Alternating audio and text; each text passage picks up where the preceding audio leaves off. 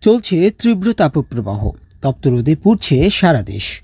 ব্যাহত হচ্ছে মানুষের স্বাভাবিক জীবনযাত্রা, অতিষ্ঠ হয়ে উঠেছে জনজীবন।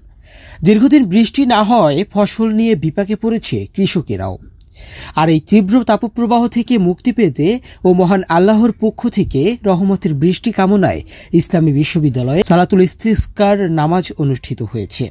গুনাহকে আপনার শাস্তিকে চ্যালেঞ্জ করার ক্ষমতা আমাদের কারো না। আমাদের প্রত্যেকের গুনাহগুলোকে মাফ করে দেন। সোমবার বেলা 11টায় বিশ্ববিদ্যালয়ের ফুটবল মাঠে এ নামাজ অনুষ্ঠিত হয়। এতে বিশ্ববিদ্যালয়ের বিভিন্ন পর্যায়ের শিক্ষক, শিক্ষার্থী ও কর্মকর্তা কর্মচারীরা অংশ নেয়। নামাজ শেষে সবাই মহান আল্লাহর কাছে ক্ষমা চেয়ে এই তীব্র তাপপ্রবাহ থেকে মুক্তি এবং বৃষ্টির প্রার্থনা করে কান্নায় ভেঙে পড়েন।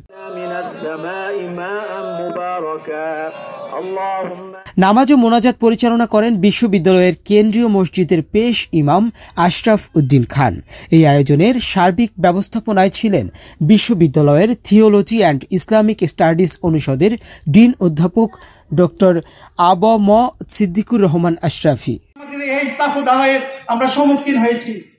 এ সময় বিশ্ববিদ্যালয়ের শিক্ষক সমিতির সাবেক সাধারণ সম্পাদক doctor Mustafizur Rahman, Al Quran and Islamic studies বিভাগের সভাপতি অধ্যাপক doctor Nasir Uddin Mijhi, Al Hadith and Islamic studies বিভাগের সভাপতি অধ্যাপক doctor Akhtar Hossain, biotechnology and genetic engineering বিভাগের অধ্যাপক ডক্টর রেজাওয়ানুল হক সহ বিভিন্ন পর্যায়ের সহস্রাধিক শিক্ষক, শিক্ষার্থী ও কর্মকর্তারা উপস্থিত ছিলেন।